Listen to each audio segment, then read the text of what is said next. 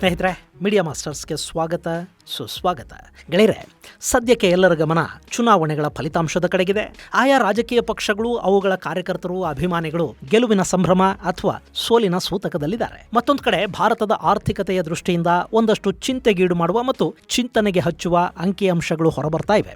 ಈ ವರ್ಷದ ಏಪ್ರಿಲ್ ತಿಂಗಳಲ್ಲಿ ಅತಿ ಹೆಚ್ಚು ಕ್ಯಾಶ್ ಸರ್ಕ್ಯುಲೇಷನ್ ಆಗಿದೆ. ಕಳೆದ 9 ವರ್ಷಗಳಲ್ಲಿ, ಅಂದರೆ 2017ರಲ್ಲಿ ನೋಟ್ ಬ್ಯಾನ್ ಆಯ್ತಲ್ಲ, ಅದಾದ ನಂತರ ಇಷ್ಟು ದೊಡ್ಡ ಪ್ರಮಾಣದ ನಗದು ಟ್ರಾನ್ಸಾಕ್ಷನ್ ಆಗ್ತಾ ಇರೋದು ಇದೇ ಮೊದಲ ಬಾರಿ ಅಂತ ಒಂದಷ್ಟು ವರದಿಗಳು ಹೇಳ್ತಾ ಇವೆ. ನಮ್ಮಲ್ಲಿ ಡಿಜಿಟಲ್ ಟ್ರಾನ್ಸಾಕ್ಷನ್ ಕಡೆಗೆ ಜನರ ಒಲವನ್ನ ಬೆಳೆಸುವ ಪ್ರಯತ್ನಗಳು ನಡೀತಿರೋ ಹೊತ್ತಲ್ಲೇ ಮತ್ತೆ ಜನ ನಗದು ವಹಿವಾಟಿನ ಕಡೆಗೆ ಹೆಚ್ಚು ಗಮನ ಕೊಡ್ತಾ ಇರೋದು ಭಾರತದ ಆರ್ಥಿಕತೆಯ ದೃಷ್ಟಿಯಿಂದ ಸಮಸ್ಯೆಗಳಿಗೆ ಕಾರಣ ಆಗುತ್ತಾ ಅನ್ನೋ ಅನುಮಾನ ಒಂದು ಕಡೆ ಆಗುತ್ತಾ ಇದ್ರೆ, ಮತ್ತೊಂದು ಕಡೆ ಭಾರತದ ಆರ್ಥಿಕತೆ ನಮಗೆ ಕಾಣ್ತಾ ಇರೋದಕ್ಕಿಂತ ವೇಗವಾಗಿ ಬೇರೆ ರೀತಿಯಲ್ಲಿ ಬೆಳೀತಾ ಇದೆಯಾ ಅನ್ನೋ ಅನುಮಾನಗಳು ಕೂಡ ಇಲ್ಲಿ ಶುರುವಾಗ್ತಾ ಇವೆ. ಹಾಗಾದ್ರೆ ಏಪ್ರಿಲ್ ತಿಂಗಳಲ್ಲಿ ನಗದು ವಹಿವಾಟು ಹೆಚ್ಚಾಗಿರೋದರ ಹಿಂದಿನ ಕಾರಣಗಳೇನು?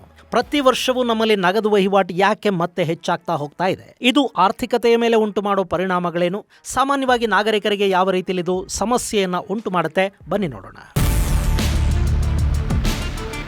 ಗೆಳೆಯರೆ, ನಮ್ಮಲ್ಲಿ ಇದೇ ಏಪ್ರಿಲ್ ತಿಂಗಳ ಮೊದಲ ಅರ್ಧದಲ್ಲಿ, ಅಂದರೆ 15ರವರೆಗೆ 12% ಬ್ಯಾಂಕ್ಗಳಿಂದ ಹಣವನ್ನು ಹಿಂದಕ್ಕೆ ಪಡೆಯಲಾಗಿದೆ ಅಂತ ಬಿಸ್ನೆಸ್ ಸ್ಟ್ಯಾಂಡರ್ಡ್, ರಾಯ್ಟರ್ಸ್ನಂಥ ಮಾಧ್ಯಮಗಳ ವರದಿ ಹೇಳ್ತಾ ಇದೆ. ಭಾರತದಲ್ಲಿ ಆರ್ಥಿಕ ವರ್ಷ ಏಪ್ರಿಲ್ನಿಂದ ಶುರುವಾಗುತ್ತೆ, ಮಾರ್ಚ್ 31ಕ್ಕೆ ಅದು ಅಂತ್ಯ ಆಗುತ್ತೆ. ಸೊ ಆರ್ಥಿಕ ವರ್ಷಾರಂಭದ ಮೊದಲ 15 ದಿನಗಳಲ್ಲಿ, ಅಂದರೆ ಏಪ್ರಿಲ್ ತಿಂಗಳ 15ನೇ ತಾರೀಕಿನ ಒಳಗೆ ಸುಮಾರು 61,000 ಕೋಟಿ ರೂಪಾಯಿಗಳಿಗಿಂತ ಹೆಚ್ಚು ಕ್ಯಾಶ್ ಸರ್ಕ್ಯುಲೇಷನ್ ಆಗಿದೆ. ಈ ಮೂಲಕ ನಮ್ಮಲ್ಲಿ ನಗದು ವಹಿವಾಟು ಒಟ್ಟು 42.3 ಲಕ್ಷ ಕೋಟಿಯನ್ನು ತಲುಪಿದೆ. ಕಳೆದ ವರ್ಷಕ್ಕೆ ಹೋಲಿಕೆ ಮಾಡಿಕೊಂಡ್ರೆ ಈ ವರ್ಷ ನಗದು ವಹಿವಾಟು ಮತ್ತು ಬ್ಯಾಂಕಿನಿಂದ ಹಿಂಪಡೆಯಲಾದ ಹಣದ ಮೊತ್ತ 11.8% ಹೆಚ್ಚಳವಾಗಿದೆ ಅಂತ ಹೇಳ್ತಾ ಇದ್ದಾರೆ. 2017ರ ನಂತರ ಇಷ್ಟೊಂದು ಪ್ರಮಾಣದಲ್ಲಿ ಹಣ ವಿತ್ಡ್ರಾ ಆಗ್ತಾ ಇರೋದು ಇದೇ ಮೊದಲು ಬಾರಿ ಅಂತ ಕೂಡ ಹೇಳ್ತಾರೆ. ಗೆಳೆಯರೆ, ಈ ನಗದು ವಹಿವಾಟು ಹಾಗೂ ಬ್ಯಾಂಕ್ನಿಂದ ಹೆಚ್ಚು ಹಣ ವಿತ್ಡ್ರಾ ಮಾಡೋದ್ರಿಂದ ಆರ್ಥಿಕತೆಯ ಮೇಲೆ ಉಂಟಾಗುವ ಪರಿಣಾಮಗಳೇನು ಅನ್ನೋದನ್ನ ನೋಡೋದಕ್ಕೂ ಮೊದಲು ನಮ್ಮಲ್ಲಿ ಡಿಜಿಟಲ್ ಪೇಮೆಂಟ್ ಅನ್ನೋದು ಹೇಗಿದೆ ಅನ್ನೋದನ್ನ ಸ್ವಲ್ಪ ನಿಮಗೆ ಹೇಳ್ಬಿಡ್ತೀನಿ. ಜಗತ್ತು ಕಪ್ಪು ಹಣವನ್ನು ನಿಯಂತ್ರಿಸೋದಕ್ಕೆ, ಹವಾಲಾ ಹಾಗೂ ಇನ್ನಿತರ ದಂಧೆಗಳಿಗೆ ಕಡಿವಾಣ ಹಾಕೋದಕ್ಕೆ, ಮನಿ ಲಾಂಡ್ರಿಂಗ್ ಅನ್ನ ನಿಯಂತ್ರಣಕ್ಕೆ ತರೋದಕ್ಕೆ ಸಾಕಷ್ಟು ಕ್ರಮಗಳನ್ನು ತಗೊಳ್ತಾ ಇದೆ. ಅದಕ್ಕಾಗಿ ನಗದು ವರ್ಗಾವಣೆಯನ್ನ ಸಾಕಷ್ಟು ದೇಶಗಳು ನಿಯಂತ್ರಿಸ್ತಾ ಇವೆ. ಹಾಗೆ ದೇಶದ ಹಣಕಾಸಿನ ವ್ಯವಹಾರ ಆನ್ಲೈನ್ನಲ್ಲಾಯಿತು ಅಂತ ಇಟ್ಕೊಳ್ಳಿ, ಆಗ ದೇಶದ GDP ಎಷ್ಟು ಅನ್ನೋದರ ನಿಖರ ಲೆಕ್ಕ ಕೂಡ ಸಿಗುತ್ತೆ.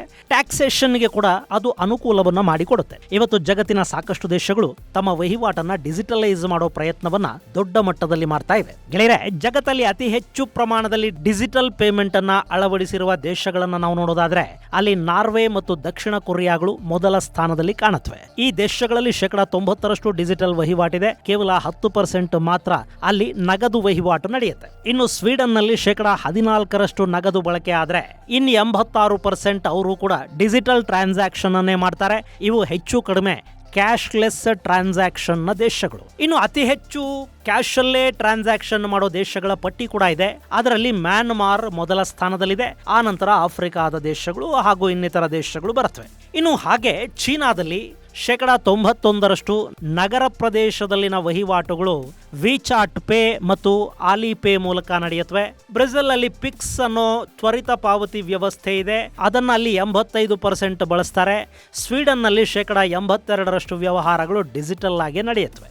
ಇನ್ನು ಭಾರತ ಡಿಜಿಟಲ್ ಪೇಮೆಂಟ್ ವ್ಯವಸ್ಥೆಯಲ್ಲಿ ಜಾಗತಿಕ ನಾಯಕನಾಗುವತ್ತ ಹೆಜ್ಜೆ ಹಾಕ್ತಾ ಇದೆ ಅಂತ IMF ಹೇಳಿದೆ. ನಮ್ಮ UPI ಜಗತ್ತಿನ ಡಿಜಿಟಲ್ ಪಾವತಿ ಪ್ರಮಾಣದ 50% ನಿರ್ವಹಿಸುತ್ತೆ. ಗೆಳೆಯರೆ, ಭಾರತದಲ್ಲಿ ಜನಸಂಖ್ಯೆ 140 ಕೋಟಿ ಇರೋದ್ರಿಂದ ಇಲ್ಲಿ UPI ಅನ್ನ ಸಾಕಷ್ಟು ಜನ ಬಳಕೆ ಕೂಡ ಮಾಡ್ತಾ ಇರೋದ್ರಿಂದ ಇದು ಜಾಗತಿಕ ಮಟ್ಟದಲ್ಲಿ ಅತಿ ಹೆಚ್ಚು ಬಳಕೆಯಲ್ಲಿರುವ ಡಿಜಿಟಲ್ ಪೇಮೆಂಟ್ ಮಾಧ್ಯಮವಾಗಿ ಗುರುತಿಸಿಕೊಳ್ತಾ ಇದೆ.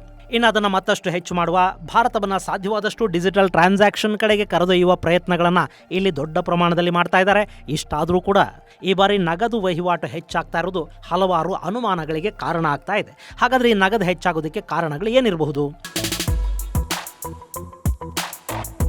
ಗೆಳೆಯರೆ, ಇದಕ್ಕೆ 3 ಕಾರಣಗಳನ್ನು ಕೊಡಲಾಗ್ತಾ ಇದೆ. ಒಂದು, ಜನರಲ್ಲಿನ ತೆರಿಗೆಯ ಭಯ. ಎರಡನೆಯದ್ದು ಚುನಾವಣೆಗಳು. ಮೂರನೆಯದ್ದು ನಮ್ಮಲ್ಲಿನ ಮೂಲಭೂತ ಸೌಕರ್ಯಗಳ ಕೊರತೆ ಹಾಗೂ ಬ್ಯಾಂಕ್ಗಳ ಬಗ್ಗೆ ಇನ್ನೂ ಮೂಡದ ಭರವಸೆ. ಇಲ್ಲಿ ಮೊದಲನೆಯ ಅಂಶವನ್ನು ನಾವು ನೋಡೋದಾದ್ರೆ, ಇತ್ತೀಚೆಗೆ ನಮ್ಮ ರಾಜ್ಯದಲ್ಲಿ ಸಣ್ಣ ವ್ಯಾಪಾರಿಗಳು ಅಂದ್ರೆ ಟೀ ಮಾರಾಟ ಮಾಡೋರು, ತರಕಾರಿ ಮಾರೋರು, ಫುಟ್ಪಾತ್ ವ್ಯಾಪಾರಿಗಳಿಗೆ ಕೂಡ GST ನೋಟಿಸ್ ಅನ್ನು ಕಳುಹಿಸಲಾಯಿತು. ಅದು UPI ಮೂಲಕ ಪಾವತಿ ವ್ಯವಸ್ಥೆಯನ್ನ ಮಾಡಿಕೊಂಡಿದ್ದ ವ್ಯಾಪಾರಿಗಳಲ್ಲಿ ಒಂದು ಭಯ ಉಂಟಾಗೋದಕ್ಕೆ ಕಾರಣ ಆಯಿತು. ಇದರಿಂದ ಒಂದಷ್ಟು ಜನ ವ್ಯಾಪಾರಿಗಳು ಡಿಜಿಟಲ್ ಪೇಮೆಂಟ್ಗಳನ್ನು ತಗೊಳ್ಳೋದಕ್ಕೆ ಹಿಂಜರಿಯೋದಕ್ಕೆ ಶುರು ಮಾಡಿದರು. ಇವತ್ತಿಗೂ ನಮ್ಮಲ್ಲಿ ಸಾಕಷ್ಟು ಬೀದಿ ಬದಿಯ ವ್ಯಾಪಾರಿಗಳು ಡಿಜಿಟಲ್ ಪೇಮೆಂಟ್ ಅನ್ನ ತಗೊಳ್ತಾ ಇಲ್ಲ. ಇದು ಕೇವಲ ಸಣ್ಣ ವರ್ತಕರು ಮಾತ್ರ ಅಲ್ಲ, ನೀವು ಬೆಂಗಳೂರಿನ SP ರೋಡಿಗೆ ಹೋಗಿ ನೋಡಿ, ಅಲ್ಲಿ ಕೂಡ ಒಂದಷ್ಟು ಜನ ವರ್ತಕರು ಕ್ಯಾಶ್ ಅನ್ನೇ ಕೇಳ್ತಾರೆ. ಕಾರ್ಡ್ ಪೇಮೆಂಟ್ ಅಂದ್ರೆ ಅದಕ್ಕೆ ಎಕ್ಸ್ಟ್ರಾ ಕೊಡಬೇಕು ಅಂತ ಹೇಳ್ತಾರೆ. UPI ಸ್ಕ್ಯಾನರ್ ಅನ್ನ ಕೊಡೋದೇ ಇಲ್ಲ. ಇನ್ನೊಂದಷ್ಟು ಜನ ಬೇರೆ ಯಾರದ್ದು ಅಕೌಂಟ್ ನಂಬರ್ ಕೊಡ್ತಾರೆ, ಅಲ್ಲಿ ಕೂಡ ಅರ್ಧ ಬ್ಯಾಂಕಿಗೆ ಹಾಕಿ ಇನ್ನರ್ಧ ಕ್ಯಾಶ್ ಕೊಟ್ಟುಬಿಡಿ ಅಂತ ಕೇಳೋದು ಇದೆ. ಇದೆಲ್ಲ ಯಾಕೆ ಅಂದ್ರೆ ತೆರಿಗೆಯ ನಜರಿಗೆ ಬಾರದಂತೆ ವ್ಯಾಪಾರಗಳನ್ನು ಮಾಡ್ಕೊಳ್ಳೋದಿಕ್ಕೆ. ಇಲ್ಲಿ 20 ಲಕ್ಷದವರೆಗಿನ ವಹಿವಾಟಿಗೆ GST ಇರೋದಿಲ್ಲ, ಅದನ್ನು ದಾಟಿದರೆ GST ಕಟ್ಟಬೇಕು. ಇನ್ನು ಅವರು ಖರೀದಿ ಮಾಡುವಾಗ GST ಬಿಲ್ಲನ್ನು ತಗೊಂಡ್ರೆ ವರ್ತಕರಿಗೆ ಇದು ಲಾಭ ಆಗುತ್ತೆ. ಆದರೆ ತಿಳುವಳಿಕೆಯ ಕೊರತೆ ಮತ್ತು GST ಫೈಲ್ ಮಾಡೋ ತಲೆನೋವು ಇದೆಲ್ಲ ಯಾಕೆ ಅಂದುಕೊಂಡ್ರೆ ಕ್ಯಾಶ್ ಕೊಡಿ ಅಂತ ಕೇಳೋದಕ್ಕೆ ವರ್ತಕರು ಶುರು ಮಾಡ್ತಾರೆ. ಇದು ಕ್ಯಾಶ್ ಟ್ರಾನ್ಸಾಕ್ಷನ್ ಹೆಚ್ಚಳಕ್ಕಿರೋ ಒಂದು ಕಾರಣ. ಹಾಗಂತ ಇದೊಂದೇ ಕಾರಣ ಅಲ್ಲ. ಎರಡನೇ ಕಾರಣವಾಗಿ ಇಲ್ಲಿ ಕಾಣ್ತಾ ಇರೋದು ಚುನಾವಣೆಗಳು ಬಂದ್ವು ಅಂದ್ರೆ ನಮ್ಮಲ್ಲಿ ಹಣ ಅನ್ನೋದು ಹೇಗೆ ಹರಿಯುತ್ತೆ ಅನ್ನೋದು ನಿಮಗೂ ಗೊತ್ತಿದೆ. ಅಲ್ಲಿ ಯಾರೂ ನಿಮಗೆ ಮೊಬೈಲ್ ಆ್ಯಪ್ಗಳ ಮೂಲಕ ಹಣ ಟ್ರಾನ್ಸ್ಫರ್ ಮಾಡೋದಕ್ಕೆ ಹೋಗೋದಿಲ್ಲ, ಎಲ್ಲ ಕ್ಯಾಶೇ ಕೊಡ್ತಾರೆ. ನಾವು ಕೂಡ ಹಣ ಕೊಡದೇ ಇದ್ರೆ ವೋಟ್ ಹಾಕಬಾರ್ದು ಮತ್ತು ಯಾರು ಹೆಚ್ಚು ಹಣ ಕೊಡ್ತಾರೋ ಅವರಿಗೆ ವೋಟ್ ಹಾಕಬೇಕು ಅನ್ನೋ ನಿರ್ಧಾರ ತಗೊಂಡವ್ರ ಥರ ಆಡ್ತೀವಿ. ವೋಟ್ ಮಾರ್ಕೊಳ್ಳೋದ್ರಲ್ಲಿ ನಮಗೂ ಏನೋ ಒಂಥರ ಖುಷಿ. ಸೊ 5 ರಾಜ್ಯಗಳ ಚುನಾವಣೆ ನಡೀತಿರೋ ಸಂದರ್ಭದಲ್ಲಿ ಮತದಾರರಿಗೆ ಕೊಡೋದಕ್ಕೆ ವಿಪರೀತ ಕ್ಯಾಶ್ ಬಳಕೆ ಆಗಿದೆ. ಇದೇ ಹಣ ಈಗ ನಗದು ಟ್ರಾನ್ಸಾಕ್ಷನ್ ಅನ್ನ ಹೆಚ್ಚು ಮಾಡ್ತಾ ಇದೆ ಅನ್ನೋದು ಒಂದು ವಾದ. ಅದನ್ನು ಪುಷ್ಟೀಕರಿಸೋ ಹಾಗೆ ಇಲ್ಲೊಂದು ಗ್ರಾಫ್ ಇದೆ, ಅದನ್ನೊಂದ್ಸರಿ ನೋಡ್ಬಿಡಿ ಗೆಳೆಯರೆ. ಕಳೆದ 2024ರಲ್ಲಿ ಕೂಡ ನಗದು ಚಲಾವಣೆ ಹೆಚ್ಚಾಗಿತ್ತು. ಅದಾದ ನಂತರ ಮತ್ತೆ ನಗದು ಚಲಾವಣೆಯ ಗ್ರಾಫ್ ಅಲ್ಲಿ ಏರಿಕೆ ಕಾಣ್ತಾ ಇರೋದು ಈ ವರ್ಷ ಏಪ್ರಿಲ್ ತಿಂಗಳಲ್ಲಿ. ಸೊ 2024ರ ಏಪ್ರಿಲ್ ಅಲ್ಲಿ ಲೋಕಸಭಾ ಚುನಾವಣೆಗಳಿದ್ವು, ಅಲ್ಲಿ ಕೂಡ ನಗದು ಚಲಾವಣೆ ಹೆಚ್ಚಾಗಿರೋದು ಕಾಣ್ತಾ ಇದೆ. ಸೊ ಇಲ್ಲಿ ಚುನಾವಣೆ ಅನ್ನೋದು ಒಂದು ಕಾರಣ. ಮೂರನೆಯ ಕಾರಣವಾಗಿ ನಮಗೆ ಕಾಣುವುದು ಭಾರತದಲ್ಲಿ ಚಿನ್ನ ಹಾಗೂ ಬೆಳ್ಳಿ ಬೆಲೆಯಲ್ಲಿ ಉಂಟಾಗ್ತಾ ಇರೋ ಏರಿಕೆ ಮತ್ತು ಗ್ರಾಮೀಣ ಭಾರತ. ನಮ್ಮಲ್ಲಿ ಚಿನ್ನ ಬೆಳ್ಳಿಯನ್ನ ಆಪತ್ಕಾಲೀನ ಹೂಡಿಕೆ ಅಂತಲೇ ಇಟ್ಕೋತಾರೆ. ಅದರ ಬೆಲೆ ದೊಡ್ಡ ಪ್ರಮಾಣದಲ್ಲಿ ಹೆಚ್ಚಾಗೋದಕ್ಕೆ ಶುರುವಾದಾಗ ಒಂದಷ್ಟು ಜನ ತಮ್ಮ ಹತ್ರ ಇರೋ ಈ ಲೋಹಗಳನ್ನ ಮಾರಾಟ ಮಾಡೋ ಸಾಧ್ಯತೆಗಳಿರುತ್ತವೆ. ಆ ಹಣವನ್ನ ಬ್ಯಾಂಕ್ ಮೂಲಕ ತಗೊಂಡ್ರೆ ತೆರಿಗೆ ಕಟ್ಟಬೇಕಾಗುತ್ತೆ. ಹೀಗಾಗಿ ಕ್ಯಾಶ್ ಅಲ್ಲೇ ಅದನ್ನ ತಗೋತಾರೆ. ಇನ್ನು ಹಾಗೆ ತಗೊಂಡು ಹೋದ ಹಣನ ಮನೆಯಲ್ಲಿ ಬಚ್ಚಿಟ್ಕೊಳ್ಳೋದಿಕ್ಕೆ ಆಗೋದಿಲ್ಲ, ಆ ಹಣ ಖರ್ಚು ಆಗುತ್ತೆ. ಹೀಗಾಗಿ ಇಲ್ಲಿ ನಗದು ವ್ಯವಹಾರ ಹೆಚ್ಚಾಗೋದಿಕ್ಕೆ ಇದು ಕೂಡ ಒಂದು ಕಾರಣ ಅಂತ ಹೇಳ್ತಾರೆ. ಇನ್ನು ಗ್ರಾಮೀಣ ಭಾಗದಲ್ಲಿ ಆರ್ಥಿಕ ವಹಿವಾಟುಗಳು ಹೆಚ್ಚಾಗ್ತಾ ಇರೋದರ ಕೊಡುಗೆ ಕೂಡ ಈ ನಗದು ವಹಿವಾಟು ಹೆಚ್ಚಾಗೋದ್ರಲ್ಲಿದೆ ಅಂತ ಹೇಳ್ತಾ ಇದ್ದಾರೆ. ನಬಾರ್ಡ್ನ ವರದಿ ಪ್ರಕಾರ ಭಾರತದಲ್ಲಿ ಗ್ರಾಮೀಣ ಭಾಗದ ಆದಾಯ ಹೆಚ್ಚಾಗಿದೆ. ಕೃಷಿ ಉತ್ಪನ್ನಗಳು ಸಾಕಷ್ಟು ಭಾಗಗಳಲ್ಲಿ ಈ ಬಾರಿ ಹೆಚ್ಚು ಲಾಭವನ್ನು ತಂದುಕೊಟ್ಟಿವೆ, ವಹಿವಾಟನ್ನು ಕೂಡ ಹೆಚ್ಚು ಮಾಡಿವೆ ಅಂತ ನಬಾರ್ಡ್ ಹೇಳ್ತಾ ಇದೆ. ಇನ್ನು ಗ್ರಾಮೀಣ ಭಾಗದಲ್ಲಿ ಬಹುತೇಕ ಯಾರು ಕೂಡ ಬ್ಯಾಂಕ್ ಅಥವಾ ಡಿಜಿಟಲ್ ಟ್ರಾನ್ಸಾಕ್ಷನ್ ಅನ್ನ ಹೆಚ್ಚು ಮಾಡೋದಿಕ್ಕೆ ಹೋಗೋದಿಲ್ಲ.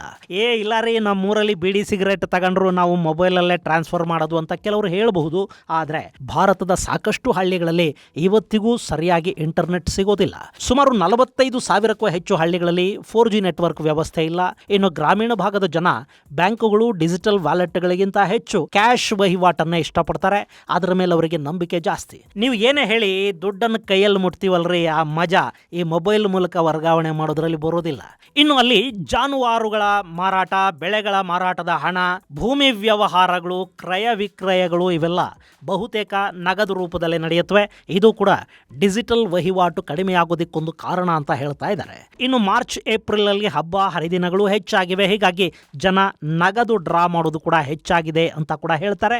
ಆರ್ಥಿಕ ತಜ್ಞರು ಇದನ್ನ ತಾತ್ಕಾಲಿಕ ಏರಿಕೆ ಅಂತ ಹೇಳ್ತಾ ಇರೋದ್ರ ಜೊತೆಗೆ ಗ್ರಾಮೀಣ ಭಾಗದ ಆರ್ಥಿಕತೆಯ ಹೆಚ್ಚಳ ದೇಶದ ದೃಷ್ಟಿಯಿಂದ ಒಳ್ಳೆಯದು, ಅದು ಆರೋಗ್ಯಕರ ಬೆಳವಣಿಗೆ ಕೂಡ. ಇನ್ನು ಇಲ್ಲಿ ನಗದು ವಹಿವಾಟು ಹೆಚ್ಚಾಗಿದೆ ಅನ್ನೋದು ನಿಜ, ಆದರೆ ಡಿಜಿಟಲ್ ವಹಿವಾಟು ಕಡಿಮೆ ಆಗ್ತಾ ಇದೆ ಅನ್ನೋದನ್ನ ಸಾಕಷ್ಟು ತಜ್ಞರು ಒಪ್ಪೋದಿಲ್ಲ.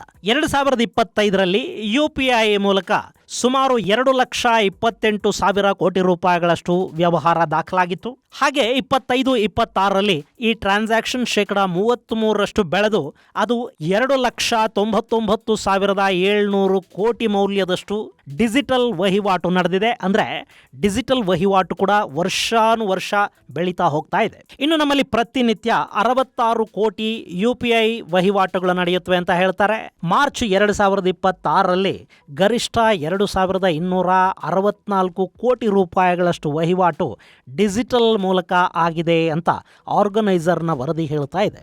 ಇಷ್ಟಾದರೂ ಗೆಳೆಯರೆ, ನಗದು ವರ್ಗಾವಣೆ ಹೆಚ್ಚಾಗೋದು ಆರ್ಥಿಕವಾಗಿ ಆರೋಗ್ಯಕರ ಲಕ್ಷಣ ಅಲ್ಲ ಅನ್ನೋದು ತಜ್ಞರ ಅಭಿಪ್ರಾಯ. ನಗದು ವಹಿವಾಟು ಹೆಚ್ಚಾಗ್ತಾ ಹೋದರೆ ಬ್ಯಾಂಕಿಂಗ್ ವ್ಯವಸ್ಥೆಯ ಲಿಕ್ವಿಡಿಟಿ ಅಂದರೆ ಹಣದ ಲಭ್ಯತೆಯ ಮೇಲೆ ಒತ್ತಡ ಉಂಟಾಗೋ ಸಾಧ್ಯತೆ ಇರುತ್ತೆ.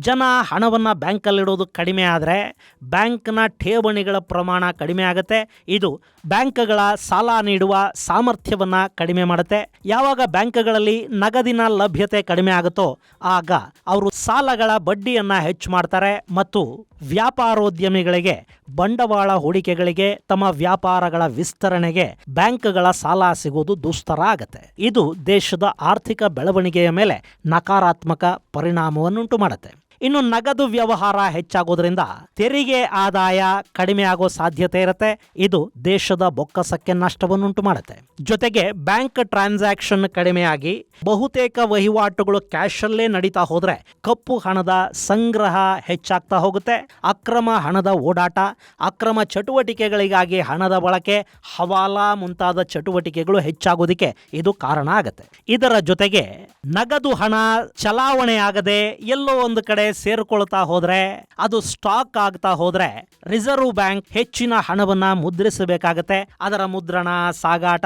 ಸಂರಕ್ಷಣೆ ಇವೆಲ್ಲ ಕೂಡ ಸರ್ಕಾರದ ಬೊಕ್ಕಸದ ಮೇಲೆ ಹೊರೆಗೆ ಕಾರಣ ಆಗತ್ವೆ. ಹೀಗಾಗಿ ದೇಶದ ಆರ್ಥಿಕತೆಯ ದೃಷ್ಟಿಯಿಂದ ನಗದು ವಹಿವಾಟು ತುಂಬಾ ಒಳ್ಳೆಯದಲ್ಲ ಅಂತ ಹೇಳ್ತಾರೆ. ಆದರೂ ಇದಕ್ಕೂ ಕೂಡ ಎರಡು ಮುಖಗಳಿವೆ. ಒಂದು, ನಾನಾಗಲೇ ಹೇಳಿದ ಸಮಸ್ಯೆಗಳ ಮುಖ ಆದರೆ, ಎರಡನೆಯದ್ದು ನಗದು ವಹಿವಾಟು ಹೆಚ್ಚಾಗೋದಿಕ್ಕೆ ಗ್ರಾಮೀಣ ಭಾಗದಲ್ಲಿ ಬೇಡಿಕೆ ಮತ್ತು ಆರ್ಥಿಕ ಚಟುವಟಿಕೆಗಳು ಹೆಚ್ಚಾಗ್ತಾ ಇರೋದು ಕಾರಣ ಆದರೆ ಅದು ಆರೋಗ್ಯಕರ ಬೆಳವಣಿಗೆ ಅನ್ನಿಸ್ಕೊಳ್ಳುತ್ತೆ. ಹಳ್ಳಿಗಳಲ್ಲಿನ ಜನರ ಕೈಗೆ ಹಣ ಹೆಚ್ಚು ಬಂದಷ್ಟು ಅಲ್ಲಿನ ಆರ್ಥಿಕತೆ ಅಭಿವೃದ್ಧಿ ಆಗೋದಿಕ್ಕೆ ಮತ್ತು ಅಲ್ಲೊಂದಷ್ಟು ಉದ್ಯೋಗ ಸೃಷ್ಟಿಗೆ ಅದು ಅವಕಾಶಗಳನ್ನ ಮಾಡಿಕೊಡುತ್ತೆ. ಒಟ್ಟಲ್ಲಿ ಡಿಜಿಟಲ್ ಮತ್ತು ನಗದು ಎರಡೂ ಬೆಳೀತಾ ಇರೋದು ಭಾರತದ ಆರ್ಥಿಕತೆಯ ವಿಸ್ತರಣೆಯ ಸಂಕೇತ ಆದರೆ ಅದು ಖಂಡಿತ ಸ್ವಾಗತಾರ್ಹ. ಹಾಗಲ್ಲದೆ ನಗದು ವಹಿವಾಟು ಮತ್ತೆ ಕಪ್ಪು ಹಣ ಹೆಚ್ಚಳ ಆಗೋದಿಕ್ಕೆ ಕಾರಣ ಆದರೆ ಭಾರತ ಇಷ್ಟು ವರ್ಷಗಳ ಕಾಲ ಡಿಜಿಟಲ್ ಪೇಮೆಂಟ್ ಅನ್ನ ಹೆಚ್ಚು ಮಾಡೋದಕ್ಕೆ ಮಾಡಿದ ಪ್ರಯತ್ನಗಳೇನಿವೆ ಅವು ಮರಳಲ್ಲಿ ಪನ್ನೀರು ಚೆಲ್ಲಿದ ಹಾಗಾಗುತ್ತವೆ. ಇದು ಗೆಳೆಯರೆ, ಈ ವರ್ಷದ ಏಪ್ರಿಲ್ ನಗದು ವಹಿವಾಟು ಹೆಚ್ಚಾಗ್ತಾ ಇರೋದು ಮತ್ತು ಅದರ ಸಾಧಕ ಬಾಧಕಗಳಿಗೆ ಸಂಬಂಧಪಟ್ಟ ಒಂದಷ್ಟು ಮಾಹಿತಿ. ಮುಂದಿನ ಸಂಚಿಕೆಯಲ್ಲಿ ಮತ್ತಷ್ಟು ವಿಶೇಷಗಳ ಜೊತೆ ಮತ್ತೆ ಭೇಟಿಯಾಗೋಣ. ಅಲ್ಲಿವರೆಗೆ ಜೈ ಹಿಂದ್, ಜೈ ಕರ್ನಾಟಕ.